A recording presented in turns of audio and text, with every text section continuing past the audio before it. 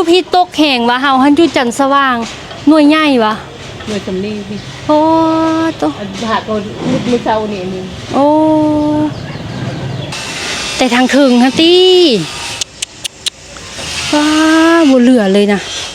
คือแบบมันมาไวอีหลีทุกคนยู่ๆแล้วฟ้ามืดแล้วก็มาเลยนะเนาะอันนี้ไปเลยมืดเลยทั้งหลังเลยเนาะอันนี้มันโบลงมืดดูแต่ว่ากะเกือบทุกแผ่นเลยนะที่แบบเสียหายนะเนาะทุกหลังคาเฮือนเลยแถวนี้นะบ่มีหลังใดที่แบบบ่ได้รับผลกระทบเนาะสบายดีสวัสดีPPFC เบิดทุกคนเด้อสบายดีกันตอนแรงทุกคนณตอนที่น้องลี่เองถ่ายคลิปวิดีโอนี้อยู่ก็คือตอน4:30ตอนแรงของวันที่23เนาะทุกคนเนาะซึ่งคลิปล่าสุดถ้าผู้ใดได้ติดตามและก็ได้เบิ่งเนาะทุกคนก็น่าจะฮู้แล้วเนาะว่าเกิดอีหยังขึ้นอยู่ที่เวียงจันทน์เนาะรู้สึกว่าเป็นข่าวที่โด่งดังแงงๆทั้งอยู่ในไทยและก็อยู่ในลาวเนาะก่อนอื่นเบิดน้องลี่เองก็ต้องขอบคุณทุกๆกำลังใจทั้งอยู่ทางฝั่งลาวเฮาเนาะแล้วก็ขอบคุณกำลังใจจากพี่น้องทางฝั่งไทยเนาะเป็นข่าวโด่งดังเนาะไปฮอดประเทศไทยทุกคนเพราะว่าตั้งแต่เกิดมาน้องลี่เองบ่เคยเห็นแบบนี้มาก่อนเลยเนาะทุกคนเนาะแล้วคลิปที่น้องลี่เองได้เผยแพร่ออกไปเนาะหลายๆคนบอกว่าบ่อนที่น้องลี่เองอยู่นี่น่ะบ่นักเท่าอีกบ่อนนึงเนาะอีกบ่อนนึงท่านสินักกว่าหลายเทื่อว่าซั่นๆเนาะทุกคนซึ่งน้องลี่เองสิบอกแนวนี้ทุกคนบ่อนที่น้องลี่เองอยู่นี่น่ะเป็นหมู่บ้านเดียวกันกับเหตุการณ์ที่เกิดขึ้นเลยเนาะทุกคนเนาะ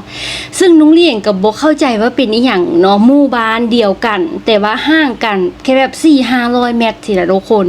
ความเสียหายมันต่างกันแบบหลายแหงเนาะทุกคนเนาะคือมีผู้นึงเนาะทุกคนเราก็อยู่บ้านจันทร์สว่างคือกันกับน้องลีนี่แหละเนาะทุกคนเฮือนเรานะเป็นเฮือนที่มุงด้วยกระเบื้องเนาะทุกคนเนาะแล้วที่นาแบบเสียใจนำเพิ่นก็คือในขณะที่เพิ่นกำลังจัดงานศพให้พ่อหรือแม่ของเพิ่นนี่แหละทุกคนแล้วเกิดเหตุการณ์นี้ขึ้นเนาะทั้งที่ยังมีศพเนาะนอนอยู่ในบ้านทุกคนแล้วพายุอันนี้ก็มาเนาะแล้วก็เอาหลังคาของเพิ่นนะลงมาเบิดเลยโดยที่เหลือแต่ไม้เป็นโครงหลังคาอยู่ทุกคนน้องลี่เองจะอธิบายให้ฟังในนี้ทุกคนหมู่บ้านนี่นะเนาะน้องลี่เองจะอธิบายให้ฟังมันสิมีอยู่เอาหมู่บ้านที่แบบใกล้เคียงเนาะมันสิมีแบบหนองแต้งต่อมามันสิเป็นจันทร์สว่างและต่อมามันสิเป็นเวียงคำเนาะทุกคนเนาะหนองแต้งนี้เป็นหมู่บ้านที่ได้รับผลกระทบน้อยที่สุดเนาะหมากเห็บตกอยู่แต่ว่ามันสิเป็นลูกเล็กๆเนาะทุกคนเนาะมาแทบจันทร์สว่างเฮาเขตบ้านของน้องลี่คือตามภาพที่แล้วที่น้องลี่เองเผยแพร่ลงให้เบิ่งกันเลยเนาะมีทั้งลูกใหญ่ลูกน้อยบ่อนที่น้องลี่เองอยู่นี้ถือว่าเป็นบ่อนที่ติดกับหนองแตงเนาะทุกคนเนาะก็เลยว่าได้รับผลกระทบได้รับอยู่แต่น้อยเนาะทุกคนเนาะต่อมาก็คือบ้านเวียงคำถ้าเขตจันทร์สว่างที่ติดเวียงคำนี่นะเป็นบ้านที่ได้รับผลกระทบหลายเวียงคำนี่ก็คือเป็นบ้านที่ได้รับผลกระทบหลายตามโซเชียลหั่นล่ะเนาะทุกคนแล้วก็ต่อเวียงคำมาบริเวณแถวนี้นะทุกคนเป็นบริเวณที่เสียหายหลายที่สุดเนาะทุกคนเนาะแล้วPPFCทางบ้านก็ได้ถามน้องลี่เองมาว่าเฮือนของน้องลี่เฮือนของแม่วันไม้นี่นะเสียหายอีหยังบ่เนาะบ่เสียหายอีหยังเนาะเพราะว่าเฮือนแม่วันไม้นี่นะเพิ่นมุงอะลูซิ่งเนาะทุกคนเนาะ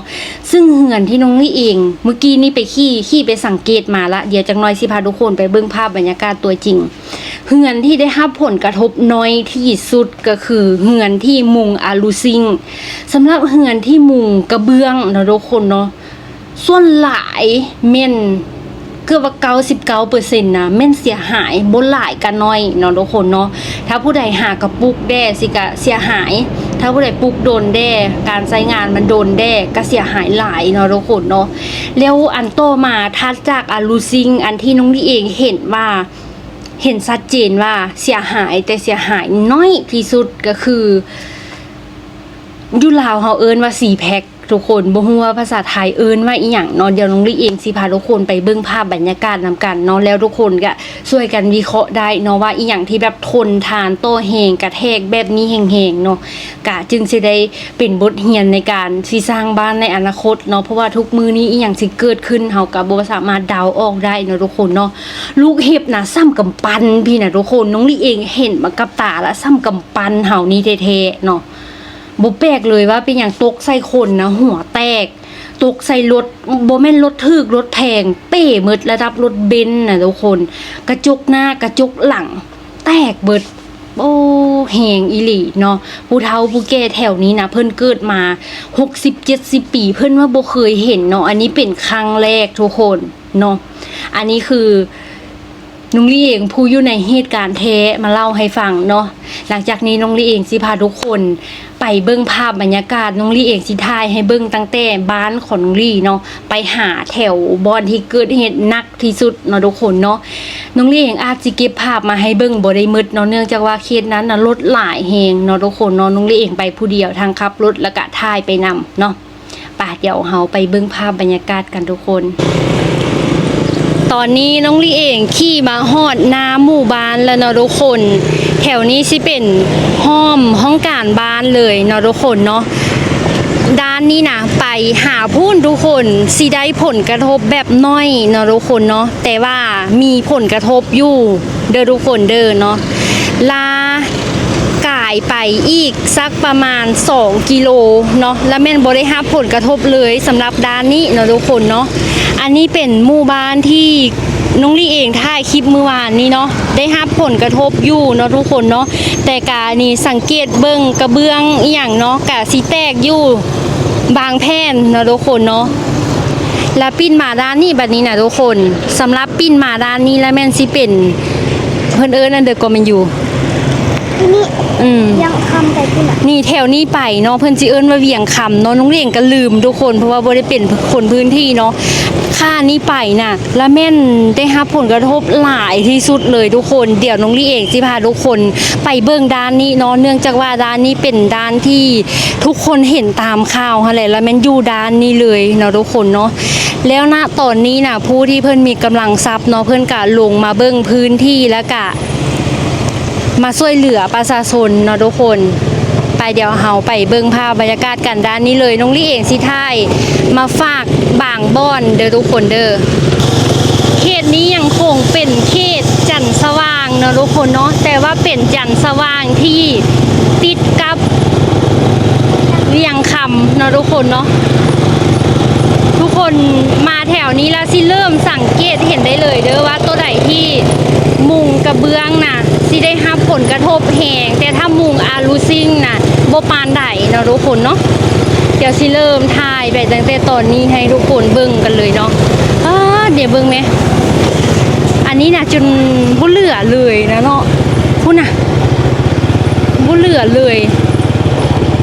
ถ้าเหือนไผ่หากระปุกแด่จังซี่กะสิเสียหายเป็นบางแผ่นเนาะนี่คือจังหลังนี้น่ะโอ้ถ้าเป็นกล้องนะถ่ายบ่ได้ปานใดเนาะคุณน่ะมึงไหมเสียหายเป็นต้องได้แบบมุงไหม้เลยนะเดี๋ยวสิเข้าห้อมนี่เนาะเดี๋ยวสิถ่ายแถวห้อมนี่มาให้เบิ่งเนาะทุกคน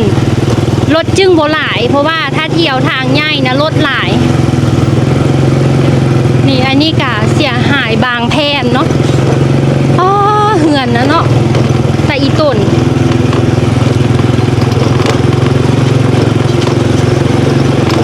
เอาเนาะทุกคนเบิ่งไหมเป็นหลังเลย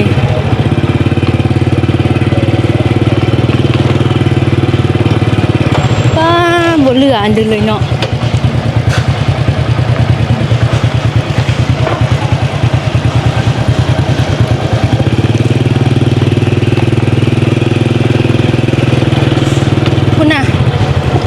เบื้องหลังนี่มันอยู่ทุกคนเบิ้งพามาเบิ้งรถตัวจริงเบิ้งเด้อเฮือนหลังนั้นนะอันนั้น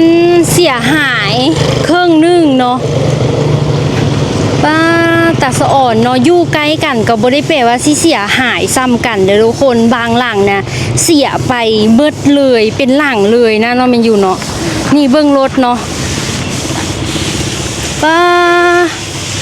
ผู้ใดว่าบ่แหงนี่นะทุกคนติโตลูกเห็บตกใส่ได้นี่นะทุกคนบ่ไปจับรถเพิ่นเด้อแล้วเบื้องแถวนี้เป็นบอนที่ส่วนหลายเลยแล้วแม่นมืดเป็นหลังเลยนะเบิ่งไหม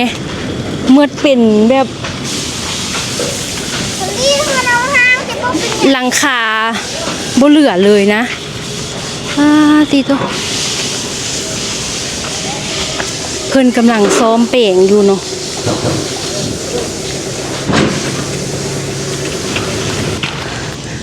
ป้าทุกคนมาเจออันนี้คือเศษอันกระจกรถใหญ่ฮะนะมึงแม่ย่ำมาใกล้ๆอันนี้คือเศษกระจกรถใหญ่ฮะนะเต็มเลยอยู่แถวนี้นะติโตเพิ่นน่าจะจอดรถอยู่แถวนี้ระทึกตอนที่อันมาเฮ็บตกพอดีฮะนะมันก็เลยเต็มอยู่นี่ยายไปพูดนะเนาะแล้วก็มีอันกระเบื้องฮะนะเต็มเลยอยู่แถวนั้นนะเนาะเดี๋ยวสิให้เบิ่งทุกคนความจริงนะมัน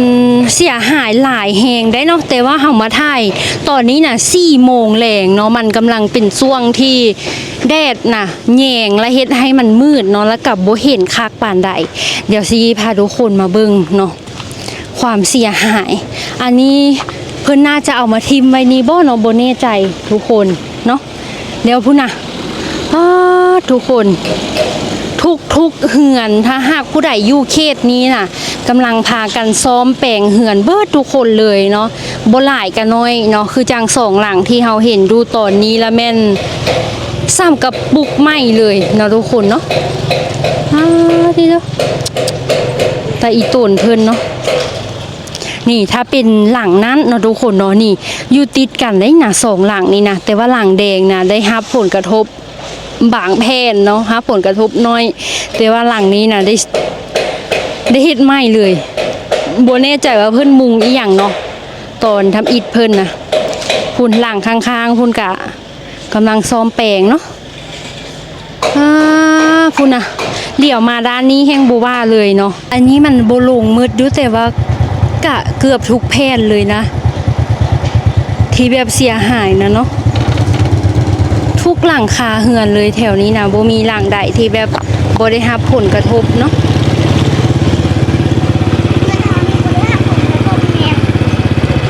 มีดอกไฟลมนี่เนาะ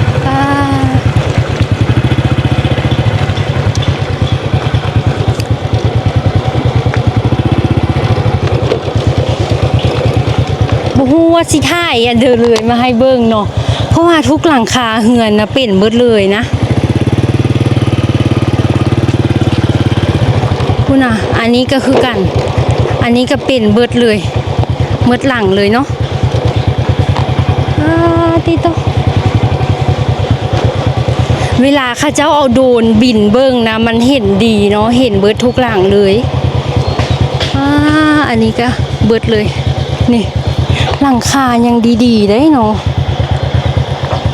มาบึดเดียวบ่ฮอดชั่วโมงนะเฮ็ดให้เสียหายเบิดเลยอันนี้คือผู้เสียนี่ทุกคนนี่สิให้เบิ่งเนาะอันที่น้องลี่เองบอกว่าได้รับผลกระทบแบบน้อยที่สุดนี่มาเจอแล้วเนาะแล้วแบบเปรียบเทียบให้ได้เห็นชัดเจนนี่ถ้าผู้ใดที่แบบมุงหลังคาตัวนี้นะเนาะ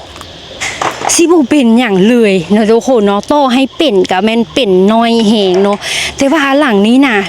บ่เสียหายอีหยังเลยเนาะสิเอิ้นตัวนี้ว่าอยู่ลาวเฮาเอิ้นว่า4 แพ็คทุกคนตัวนี้น่ะเนาะน้องลี่เองสังเกตเบิ่งมาหลายหลังถ้าผู้ใดที่มุงอันนี้น่ะกับมุงอาลูซิงตัวนั้นน่ะเฮือนแม่วันไว้หันมุงเนี่ยแบบนั้นแหละแล้วมันสิได้เสียได้รับผลกระทบน้อยเนาะทุกคนเนาะหรือว่าแถวนี้มันลบมันลีกว่ะหรือว่าแนวใดบ่แน่ใจทุกคนนี่หลังนี้ก็มุงกระเบื้องธรรมดาเนาะกะเสียหายอยู่น้อยนึงเนาะแต่ว่าถ้าเทียบใส่แถวพุ่นน่ะทุกคน มืดเป็นหลังเลยนะเนาะบ่เหลือเลย หรือว่าเลวเต้วะแต่ตามที่สังเกตเด้อส่วนหลายมุงอันนี้แม่นบ่เสียหายเนาะทุกคนเนาะอ๋อเบิ่งเพิ่นได้ขนอันนี้มาทิมเนาะขนหลังคาเฮือนมาทิมทุกคนเบิ่งแหมอยู่ถึงนี่นะเฮาสิเห็นชัดเจนเลยทุกคนว่าเฮือนผู้ใดแบบเสียหายหนักเสียหายแฮงเนาะทุกคนเนาะมันอยู่บ่ต้องไปไกลเด้อมันเป็นภูสูงแล้วอยู่นี่นะทุกคนคุณนะหลังนี้แม่นเบิดเลยทุกคนแถวนี้เนาะเสียหายเกือบทุกหลังเลยเนาะต้องได้มุงไหม้หมดเลยนะโบฮูซีท่ายอีหยังให้เบิ่งก่อนเลยเนาะเพราะว่าทุกหลังนะเป็นคือกันเบิดเลยเนาะต้องได้มางเบิดทุกหลังเลยนะก็เบิ่งหลังนั้นก็คือกันเนาะเพียงแต่เพิ่นยังบ่ทันได้มางซื่อๆเนาะทุกคนมาเบิ่งความหุ่นแหงนะเบิ่งแม่กระจกเหือนนี่นะอันนี้ก็บ่แปลกเนาะมันกระทบในเดียวมันก็แตกละสินะเนาะ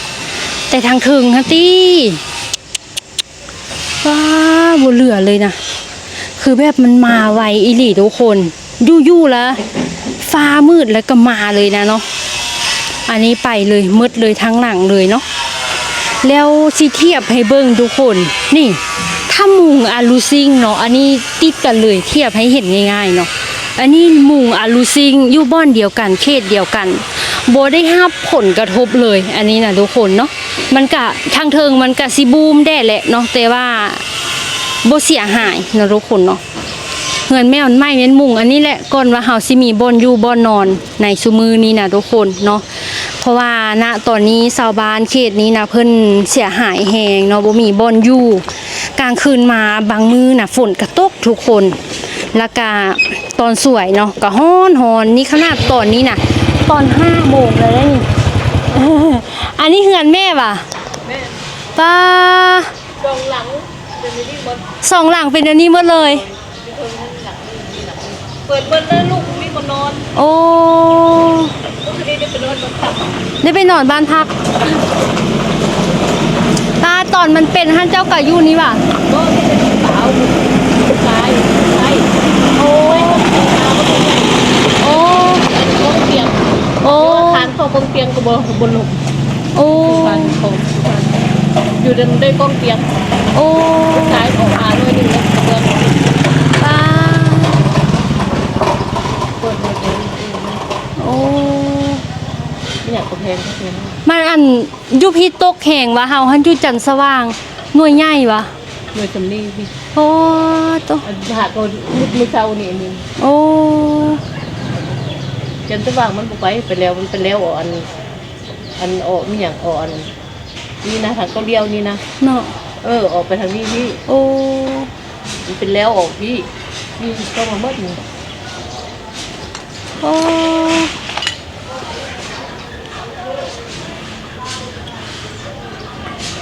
ก็จะมีหัวสลิดจักสิเฮ็ดแนวใดเนาะถ้าเราจะไปแจ้งบ้านโอ้เพิ่นก็มีโครงการมาช่วยเหลืออยู่ว่าแม่คือว่ามีได้แต่พวกอันที่มีเงินนะที่คืออันบ่าววินบอกช่วย200 ล้านโอ้แจกพ่อเฒ่าบ่มันแจกที่จะได้พูละล้านโอ้คนนั้นไว้ใครบ่ได้อยู่พี่เพิ่นยังบ่ทันมาแจกว่าอยู่จันทร์สว่างหั่นคือว่าเห็นมาแจกแต่เดี๋ยวนี้อ่ะโดยมีบ่ยังบ่แจกหยังจักเฮาก็บ่ได้ไปเบิ่งนำเพิ่นนะเคยเห็นแต่เมื่อกี้เห็นเอามียาสูบมาเจาะน้ำมาแจกเครื่องกินน้ำบ่นี่น้ำเนี่ยมาเมื่อกี้ก็มาตกแท็กได้ไปนอนอยู่อันบนพักคอยไปดินโอ้กูไม่ได้นอนแม่ไปหนองคายเมื่อวานไปรีดหนองคายพอมาฮอดเฮือนบ่แม่นตกใจหมดวะหาลูกไผ่โอ้เราเปิดหมดเลยก็มึงเปิดกล้องแล้วพุ่นหมดแล้วนะโอ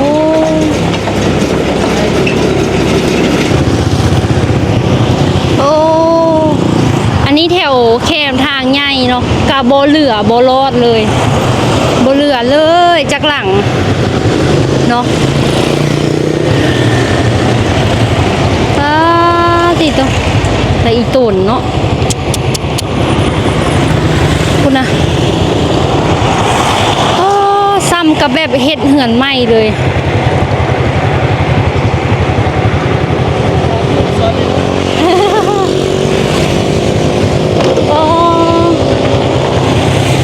หลังนี้ก็บ่เหลือเนาะเหือนบ่งาม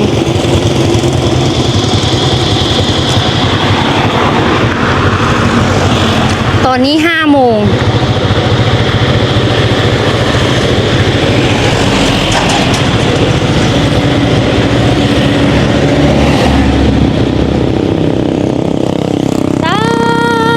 หลังนี้นะหากระเละหากระปุกอย่างบ่เลี้ยวซ้ำนะเนาะโอ้เลี้ยวละแต่ว่าเพิ่นน่าจะยังบ่ทันขึ้นอยู่เนาะไปเบิดละบางหลังนะเพิ่นกำลังปลุกแล้วละสิแล้วละแล้วก็หามือขึ้นเฮือนใหม่เนาะแต่มาเจอแบบนี้ก่อนโอ้ยบัดอันนี้ครับบ่เป็นอันเด้ออันนี้4 แพ็คกว่าบ่แน่ใจบัดอันนี้น่ะพัดบ่เป็นเด้บ่เสียหายเลยแม้แต่น้อยเดียว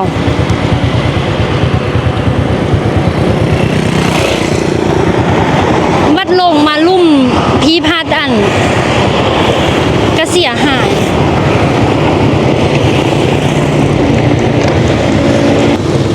ทุกคนและยู่บ้อนนี้นะเป็นบ้อนที่ห่างจากบ้อนที่น้องลี่เองเริ่มถ่ายคลิปไปให้ทุกคนเบิ่งขนาดห่างกันโบฮอด200 เมตรเนาะทุกคนเนาะแต่ว่ายู่นี้นะโบเป็นอีหยังเลยทุกคนสังเกตเบิ่งหลังคาเบิ่งอีหยังเนาะมันกับโบได้มีอีหยังเลยเด้อทุกคนบ้อนที่น้องลี่เองเริ่มถ่ายคลิปให้ทุกคนเบิ่งเนาะก็คือบ้อนนี่ลักสัญญาณตัวนี้ทุกคนห่างกันน้อยเดียวเนาะเห็นบอกมันบ่ได้เป็นอย่างเลยได้แถวนี้นะเนาะก็บ่ฮู้ว่าด้วยแล้วลมหรืออีหยังเนาะทุกคนมันจึงบ่เป็นอีหยังเนาะนี่เบิ่งไหมบ่เป็นอย่างเลยแถวนี้นะแถวนี้แม่นแถวตลาดเนาะอยู่บ้านของน้องลี่แล้วพัดอยู่หลังตลาดนี้ไปเนาะทุกคนเนาะแถวหลังตลาดไปพัดเป็นอยู่แถวนี้กะพัดบ่เป็นสินะมันอาจสิด้วยแล้วลมว่ะหรือว่าอีหยังบ่แน่ใจเนาะนี่ทุกคนตอนนี้น้องลี่เองกะกลับมาฮอดบ้านแล้วเนาะตอนนี้กะ1 ทุ่มเกือบ2 ทุ่มแล้วเนาะน้องลี่เองมาฮอดบ้านประมาณ6 โมงแรงนี่แหละแล้วกะพอดีแบตโทรศัพท์เบิดแบตกล้องก็มืดเนาะแล้วก็เลยว่าขี่รถไปตัวเมืองเพื่อที่สิไปซากแบตกล้องกับแบตโทรศัพท์เนาะแล้วซากได้น้อยนึงแล้วก็กลับมาบ้านทุกคนแล้วก็มาถ่ายคลิปวิดีโอนี้ต่อเนาะทุกคนเนาะผลของพายุเทื่อนี้ก็คือไฟดับนะทุกคนเนาะไฟดับน้ำบ่ไหลไฟดับเนาะถ้าผู้ใดที่ใช้น้ำประปานี่ก็คือบ่มีน้ำใช้เลยเนาะทุกคนเนาะแต่ว่าบ้านของน้องลีน่ะไฟมาแล้วใครได้ไฟมาแล้วก็ไดน้ำตรงใส่อ่างใหญ่ๆไว้เนาะทุกคนเนาะเพราะว่าบ้านน้องลีน่ะเป็นน้ำซ้างเนาะบ่ได้ใช้น้ำประปาเนาะบ้านแม่วันใหม่นี่นะเนาะก็เลยว่าบ่ได้ก็ยังมีน้ำใสอยู่ถึงแม้ไฟสิดับเนาะ2 มือละตอนสวยมันดับเป็นบางช่วงเนาะกลางคืนมามันดับเกือบเบิดคืนเนาะทุกคนเนาะฮอนทุกคนขนาดว่าบ้านของเฮาบ่ได้เป็นอีหยังใดนี่นะทุกคนแล้วคิดถึงเฮือนผู้ที่ครอบครัวผู้ที่เฮือนเพิ่นเสียหายหนักเนาะทุกคนเนาะเป็นตาอีตนอีหลีทุกคนไปเบิ่งน้องลี่เองขี่รถเบิ่งหลายบอนเนาะวางแรงนี่นะเห็นแล้วอีโตนเพิ่นอีหลีเนาะบางคนน้องลี่เองก็บ่ได้ไปถ่ายไกลทุกคนเกรงใจเพิ่นเนาะยานว่าเฮาสิไปรบกวนเพิ่นเพราะว่าเพิ่นก็ฟ้าวมุงฟ้าวซ้อมแปลงของไผของลาวสินะเนาะเขตที่น้องลี่เองไปถ่ายให้ทุกคนเบิ่งก็คือเขตนั้นน่ะเป็นเขตที่เสียหายหลายเนาะบ่นั้นก็คือน้องลี่เองก็มักลืมเว้ยมักลืมแล้วว่าแม่นซื้อบ้านอีหยังเนาะลืมทุกคนเนี่ยลืมแท้ละหมู่บ้านที่น้องลี่เองไปถ่ายนั่นแหละเนาะกับซื้ออีกหมู่บ้านนึงก็คือหมู่บ้านจำปาเนาะทุกคนเนาะไกลๆแถวนั้นแหละเนาะเสียหายหนักเนาะทุกคนซึ่งน้องลี่เองก็ขอเป็นกำลังใจให้ทุกๆคนเนาะที่ประสบ กับพายุเทื่อนี้เนาะทุกคนเนาะกะหวังว่าสิบ่เกิดอีกบ่อยากเห็นอีกแล้วเนาะขอให้เห็นแต่เทื่อเดียวนี่แหละเนาะทุกคนผู้เฒ่าผู้แก่เพิ่นเกิดมาเนาะ70 80 ปีผู้ใดก็ว่าบ่เคยเห็นเนาะเป็นแต่อีตนบางคนก็กำลังจัดพิธีพ่อแม่เสียอยู่บางคนก็กำลังนั่งกำบางคนก็ถือพาเดือนคองบางคนก็เป็นแม่ลูกอ่อนจังซี่นะป้าไปแล้วเพิ่นเว้าให้ฟังแนวนั้นเนาะทุกคนเนาะอุ้มลูกอันไปลีอยู่กองโต๊ะไม้เพื่อที่สิบ่ให้มันเห็นถึกมักเห็บหั่นน่ะทุกคนทางลมทางมักเห็บเนาะทางฝนเป็นแต่อีโตนเพิ่นเนาะ เอาวัน โอเค เดี๋ยวคลิปวิดีโอนี้น้องลี่เองกะสิขอตัวลาไปก่อนทุกคน เดี๋ยวสิขอตัวไปเกียมเครื่องเกียมของอาบน้ำอาบในแล้วก็นอนเนาะหวังว่าไฟสิมาในคืนนี้เนาะเพราะว่าน้องลี่เองก็อยากซักเบ็ดเบิ่งบุตรเหียนนู่นนั่นนี่เนาะเพราะว่ามื้ออื่นน่ะน้องลี่เองมีควิสเนาะทุกคนอยู่โรงเรียนไฟดับในนี้ก็เฮ็ดอีหยังบ่ได้เนาะเข้าอินเทอร์เน็ตนู่นนั่นนี่ก็บ่ได้เนาะทุกคนยากอีหลีเนาะกะฝากทุกคนเป็นกำลังใจให้พี่น้องทางฝั่งลาวเฮาเด้อเนาะเดี๋ยวคลิปวิดีโอนี้น้องเลี้ยงก็ขอตัวลาไปก่อนเจอกันคลิปหน้าสบายดีสวัสดีเด้อ